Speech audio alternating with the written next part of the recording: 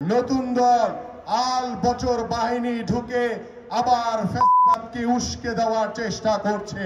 নির্বাচনকে লক্ষ্য রেখে কতিপয় নতুন দল আল বছর বাহিনী তারা দেশের ভিতরে ঢুকে সংস্কারের নামে, বিচারের নামে ফ্যাসিবাদকে উস্কে দিয়ে তারা নির্বাচনকে পিছিয়ে দেওয়ার অপচেষ্টা করছে। কোন ষড়যন্ত্রকে আর সফল হতে দেব না। বাংলাদেশের মানুষ ঐক্যবদ্ধ রয়েছে, আমরা ঐক্যবদ্ধ রয়েছি। বাংলাদেশ সাধারণ মানুষকে সাথে নিয়ে আমরা ঐক্যবদ্ধভাবে বিএনপির ভারপ্রাপ্ত চেয়ারম্যান জনাব তারেক রহমানের নেতৃত্বে একটি অবাধ সুষ্ঠু নির্বাচনের মাধ্যমে বাংলাদেশের জনগণের সরকার প্রতিষ্ঠা হবে এবং সেই জনগণের সরকার 24-এর গণঅভ্যুত্থানের বীর শহীদদের স্মরণে তাদেরকে রাষ্ট্রীয় মর্যাদা দেওয়া হবে